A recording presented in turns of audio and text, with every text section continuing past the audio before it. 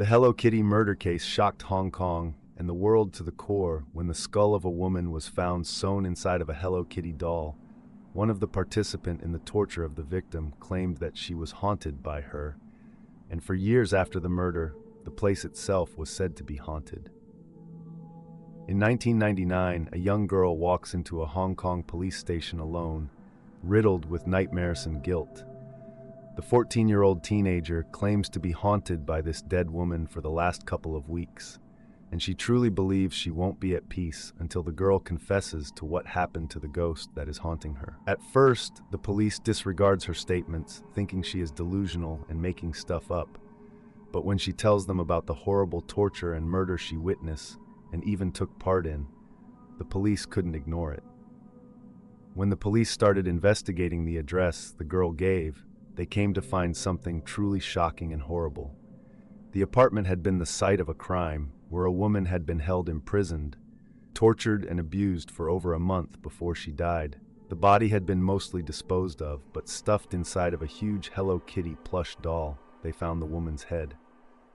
Therefore, the murder case was called the Hello Kitty. To this day, the Hello Kitty murder case remains one of the most disturbingly brutal in modern history. On March 17, 1999, Hong Kong Triad member Chan Man Lok and his accomplices kidnapped 23-year-old nightclub hostess Fan Man Yi from her home, then slowly tortured her to death inside an apartment in the Tsim Sha Tsui district until she finally succumbed on April 14th, and the world may never have known about it at all, if not for one chilling visit to a Hong Kong police station from a young girl. In May of 1999, a 14-year-old girl made her way to a Hong Kong police station. She told officers that for the past several weeks, she'd been constantly plagued by the ghost woman who had been bound by electrical wire and tortured to death. The police brushed her off, dismissing her claims as nothing but dreams or teenage nonsense. Their interest was piqued, however, when she explained that the ghost was of a woman she'd had a hand in murdering. Following the child back to a flat in the city's rundown, Kowloon district, they discovered that the girl's dreams were in fact very real nightmares. Inside the flat, they found an oversized Hello Kitty doll with the decapitated skull of a woman inside it. The case became known as the Hello Kitty murder and was regarded throughout Hong Kong as one of the most depraved crimes in memory. This is the grisly story of the Hello Kitty murder case. Fan Man Yi's life was tragic even before she was decapitated and her head stuffed inside a doll. After being abandoned by her family as a child, she was raised in a girl's home. By the time she was a teenager, she had developed a drug addiction and was turning to prostitution to pay for her habit. By 23, she had secured a job as a hostess at a nightclub, though she was still battling addiction. In early 1997, Fan Man Yi met Chan Man Lok, a 34-year-old socialite. The two met at the nightclub and discovered they had something in common. Fan Man Yi was a prostitute and a drug addict, and Chan Man Lok was a pimp and a drug dealer. Before long, Man Yi was a regular addition to Man Lok's group, in addition to his henchmen. Later in 1997, desperate for money and drugs, Fan Man Yi stole Man Lok's wallet and attempted to make off with the $4,000 inside it. She hadn't realized that Chan Man Lok was the last person she should have stolen from. As soon as he saw his cash was gone, Man Lok enlisted two of his henchmen, Lung Xing Cho and Lung Wai Lun, to kidnap Man Yi. He intended to force her into prostitution for himself and take the money she earned as payback for the cash she had stolen from him. Before long, however, the plan had gotten out of hand. The drug lord and his henchmen soon decided that simply prostituting Fan Man Yi wasn't going to be enough and began torturing her. They tied her up and beat her, and for over a month subjected her to various horrors, burning her, abusing her, and forcing her to eat human waste and all types of horrors one can imagine. Though the torture of Fan Man Yi was horrifying enough, perhaps more horrifying is the tale of the 14-year-old girl who reported her murder to the police. Not only was she responsible for turning the torturers in, but she was one herself. Known only as Ah Fong, likely a pseudonym given to her by the Hong Kong courts, the 14-year-old girl was a girlfriend of Chan Man Lok's, though girlfriend was probably a loose term. In all likelihood, the girl was another one of his prostitutes. At one point, when Ah Fong was visiting the torturous trio in Man Lok's apartment, She witnessed Manlock kick Man Yi 50 times in the head. Ah Fong then joined in, hitting Man Yi in the head. Though the details of the extent of the torture inflicted by Ah Fong were not released, as part of her plea deal, they were no doubt extensive. When asked about them, she replied, "I had a feeling it was for fun." After a month of torture, Ah Fong discovered that Fan Man Yi had died overnight. Chan Man Lok and his henchmen argued that she had died from an overdose of methamphetamine that she had administered herself, though most experts speculate it was her injuries that eventually killed her. They only speculate because there's no way to know for sure. After discovering she was dead, the henchmen moved Man Yi's body to the apartment's bathtub and dismembered her with a saw. Then, they cooked the individual pieces of her body to stop her from decomposing and emitting the smell of rotting flesh. Using boiling water on the same stove on which they were cooking dinner, the killers boiled the pieces of her body and disposed of them with the household's garbage. Her head, however, they saved. After boiling it on the stove, and allegedly using the same kitchen utensils to stir their meals that they did to move her head around, they sewed her boiled skull into an oversized Hello Kitty mermaid doll. Additionally, they kept one of Fan Man Yi's teeth and several internal organs which they stored in a plastic bag. In exchange for protection, which she also likely received in part, Ah Fong testified against Chan Man Lok and his two henchmen. In an attempt to rid herself of the haunting she claimed to be experiencing, she detailed the torture that the three men put Fan Man Yi through. Thought the story was so disturbing, many felt it could not possibly be true. The evidence uncovered by police was damning and disturbing. The apartment in which Man Yi had been tortured was full of Hello Kitty memorabilia, from sheets and curtains to towels and silverware. Furthermore, the body part trophies taken from Man Yi were found inside, with evidence that all three men had interacted with them. Unfortunately, due to the state of Fan Man Yi's remaining body parts, the police and medical examiners were unable to determine a cause of death. There was no doubt that she had experienced indescribable torture, and that the three men had inflicted much of the damage to her body, but there was no way to tell whether a drug overdose or the torture was to blame. As a result, the three were convicted not of murder, but manslaughter, as the jury believed that though they had caused her death, death was not the intent. The charge left Hong Kong's public reeling from the Hello Kitty murder case, but the trio was sentenced to life in prison, with the possibility of parole in 20 years. Who really knew what would have happened to the case if the teenage girl known as Ah Fong hadn't been convinced she was haunted by, and because of her torment and remorse, she ended up walking into the police station and at least helping to find her. Because of her young age and cooperation, she never received any punishment for her involvement. The apartment building where Fan was tortured has since been demolished, as no one wanted to buy or rent the infamous apartment that everyone in Hong Kong knew the backstory behind. It was empty for years, and eventually, no one wanted to live in the other apartments in the building either. Some claimed that the building itself was haunted by Fan, and there were many who claimed to have seen her haunting the area. In the end, someone bought the empty building and demolished it in 2012. Instead, they built a hotel there in 2016 named Soravit. Nathan Kode is a peaceful village nestled amidst the lush green landscapes of Kerala, a state in southern India known for its rich culture and serene beauty. This village, with its tranquil backwaters and warm hospitality, offers a glimpse into the heart of traditional Indian life. It's a place where simplicity and natural beauty blend harmoniously, providing a refuge for those seeking solace from the fast-paced modern world. However, on April 8, 2017, the tranquility of Nathan Kode was shattered by a horrifying incident. Residents living near a quiet and mysterious dark house were alarmed when they noticed smoke billowing from its closed doors and windows. Fear gripped the community, prompting them to gently contact the fire department for assistance. Upon the firefighters' arrival and subsequent entry into the house, they were confronted with a scene of unimaginable horror. Inside, they discovered 4 bodies engulfed in flames, a sight that sent shockwaves through the village. What made the situation even more chilling was the gruesome state of the bodies. they had been mercilessly chopped into pieces and were in various stages of decay. The tragic events that unfolded in Nathan Code, Kerala, took a chilling turn as the identities of the deceased were revealed. Among them were A. Raja Thankam, a retired college professor, his wife Dr. Jean Padma, a retired cardiologist, their daughter Caroline, a medical student, and Lalitha, a visually impaired relative who resided with the family on the ground floor of their home. The absence of the couple's son, Kadel Jeanson Raja, raised suspicion, leading authorities to consider him a person of interest in the case. The search for Kadel intensified as law enforcement issued bolos, "Be on the lookout," for his whereabouts. With his phone turned off for 2 days, finding became a priority for the Kerala Crime Branch.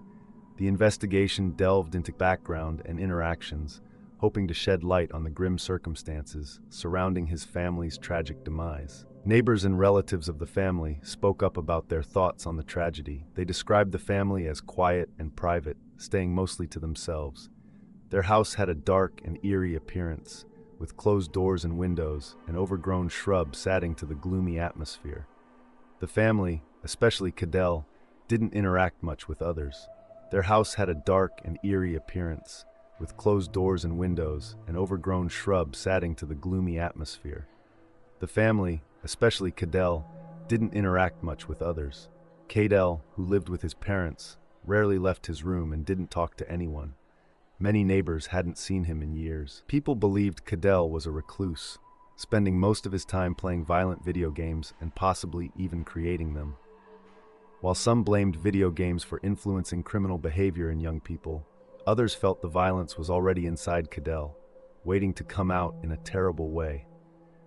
This raised concerns about the impact of video games on young minds and whether they could contribute to violent tendencies. As investigators gathered information from the community, they began to piece together a picture of a troubled young man whose isolation and fixation on violent games might have played a role in the tragedy that befell his family. Kadel faced struggles in school all his life, failing to succeed academically. Despite this, his parents pushed him to attend medical school and engineering college in Australia, both of which he quickly dropped out of. It's possible he has a learning disorder or is neurodivergent in some way, but he didn't seem to receive the specialized support he needed early on. After 2 days, Kadel turned his phone back on, and surprisingly, he was headed back to the scene of the crime from Chennai. The police caught him without any trouble, and he seemed unusually happy, grinning from ear to ear continuously. Then, he began to confess to the shocking events that had taken place. Kadel, eerily composed, shared his chilling account with a grin on his face. He claimed to possess advanced skills in astral projection, able to leave his body at will. His intention was to free his family from their physical forms so they could join him in astral travel, a plan he had meticulously plotted for months. He purchased an axe and a machete online and from a local market, respectively, in preparation. A week before the tragic events, he acquired gasoline and practiced wielding the hatchet in his backyard by smashing boulders. On April 5th, under false pretenses of showing his mother a new video game he'd supposedly made, he lured her to his room. There, he mercilessly struck her with the hatchet, ensuring her demise with multiple blows. He then cleaned up the blood and moved her body to the bathroom. Upon his father and sister's return from the market, he employed the same deceitful tactic, calling them up one by one. With devastating efficiency, he carried out the same brutal act, leaving death in his wake. After carrying out the gruesome murders, Kadel secluded himself in his room for 3 days, engaging in mundane activities like sleeping, playing games, and ordering food from local restaurants. To avoid suspicion, he ordered food for 5 people, mimicking the presence of his family. However, on the 4th day, he recalled his aunt's presence in the house and decided to subject her to the same cruel fate as the others. With Kerala's hot and humid climate hastening the decomposition of the bodies, a foul odor permeated the upper floors of the home, attracting flies. Kadel realized he needed to proceed to the next phase of his plan, disposing of the bodies. As he attempted to burn the remains, neighbors noticed the smoke and promptly alerted the fire department. Fleeing with only his phone in hand, Kadel left behind a makeshift effigy of himself, crafted from junk, metal, and old clothes, beside the burning bodies. He believed this effigy would absorb the souls of his family, granting him ultimate power. Despite his heinous actions, Cadell returned to the scene, convinced that his family's souls were now free and eagerly awaiting his return with joy. After a few days, he pivoted his confession and said he was a Satan worshiper and had killed his family to please him. His mind was not sound, and the police were unsure if he was fit to stand trial. That wasn't the end of it. He also relayed a tale of his miserable life, being the failure of a son of such successful parents. He said his parents were humiliated and embarrassed of him and wanted to keep him out of public view. He felt unwanted and unloved. We can't say if any of that is true. Police consulted psychologists and doctors who concluded that Cadell displayed schizoid personality and was in a deep psychosis due to uncontrolled and untreated mental illness for so long. However, the decision on whether to exempt him from a criminal court case is still not fully made public. He was kept in custody in a mental asylum and was heard talking to himself all the time. He was found in his room having a seizure in 2018. It is highly likely that Cadell has been suffering from a mental illness his whole life and never received the care he needed. Mental illness carries a lot of stigma, especially in Asia. It is seen as a sign of weakness, and seeking help is shameful. Thankfully, with the newer generation, there is a growing effort to destigmatize seeking therapy and medical care for all forms of mental health. Hopefully, we do not read of many more tragic ends like the Raja family. There are no more updates about him in the media. The death of Carrie Jopek, a 13-year-old from Milwaukee, Wisconsin, shook her community and remained unsolved for more than 30 years. The teenager went missing in 1982, and her body was found in a shallow grave 17 months later. Police were stuck. Carrie Ann's killing became one of many famous cold cases that had little physical evidence and no strong suspects. That is, until Ferreira picked up the phone in 2015. In the span of one day, Ferreira called his estranged wife, a crisis hotline, and a Milwaukee news station, confessing to all of them that he had killed the teenager. Within days, Carrie Ann's case went from the archive of unsolved murders to the front pages of local newspapers. Ferreira claimed Carrie Ann had been haunting him ever since the crime, and her mother is convinced that her daughter helped bring her own killer to justice after 33 long years.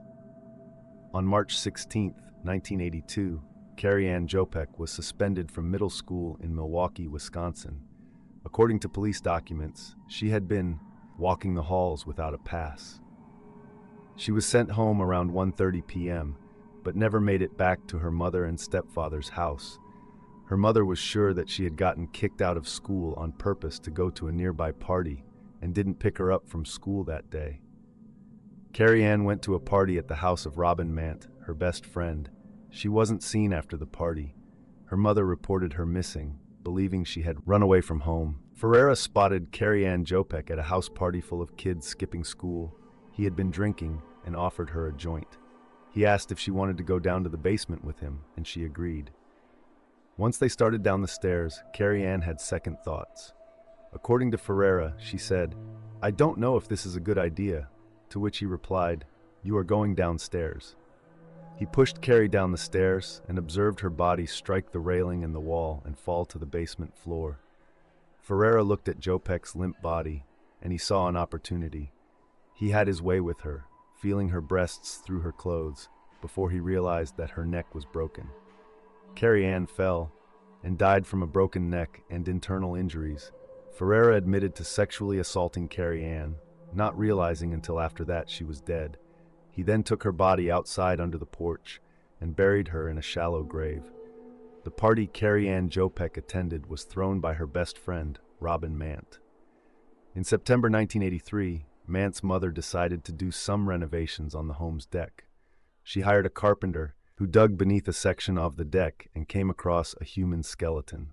According to police documents, the carpenter claimed that Robin's older brother, John Mant, was present at the uncovering of the body and was visibly ill and upset.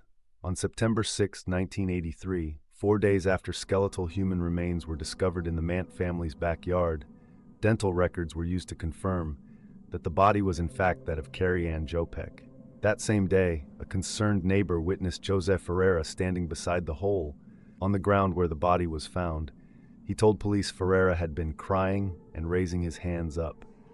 When police questioned him, Ferreira claimed he knew nothing about Carrie Ann's death. When Jose Ferreira finally decided to confess, over 30 years after his crime, he told 3 different people in the space of one day. On October 11, 2015, Ferreira called his wife and told her the story of his encounter with Carrie Ann Jopek at the party, as well as how he had killed her. She promptly went to the West Milwaukee police and told the sergeant on duty what she had heard. The second confession was to a crisis hotline counselor who reported to the police that a person named Jose had called her and told her the story of how he had killed Carrie Ann, as well as what he had done to her after her death.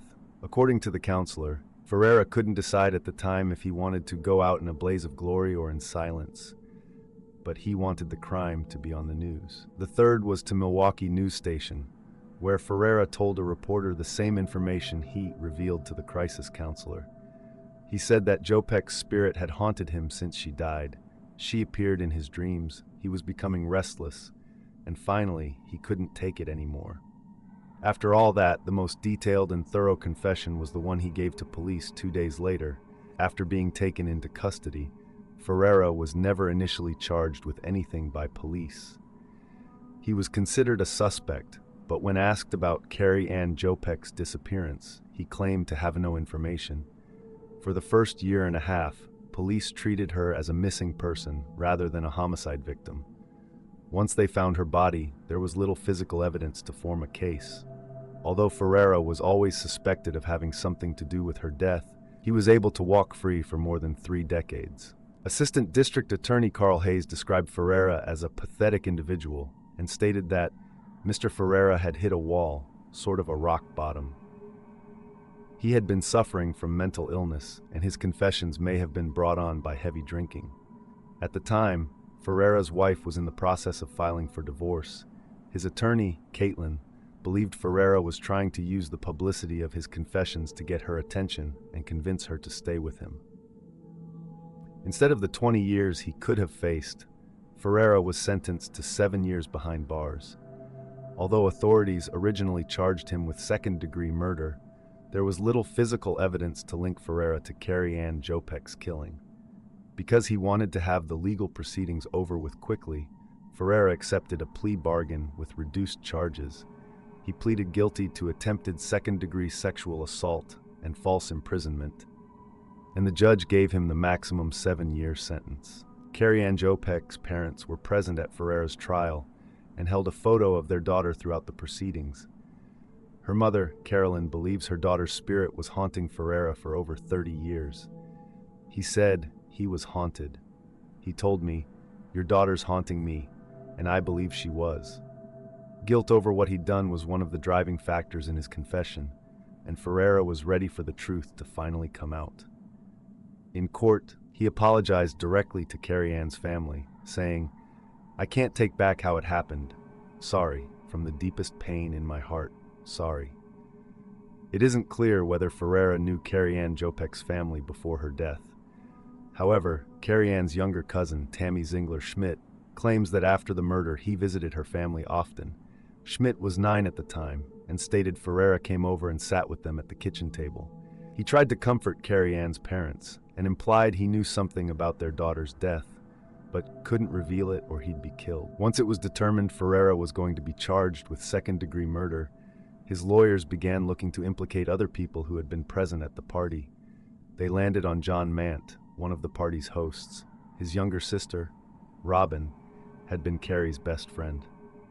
The young man Robin was dating at the time of Carrie Ann's death came forward and claimed Robin told him her brother was responsible. However, that her ex-boyfriend may have been trying to use the false piece of information to get out of prison for an unrelated crime. Many observers were surprised at the sentence Ferreira received. Carrie Ann Jopek's parents, however, were happy that their daughter's killer had finally been identified and sent to prison, and for the closure it provided.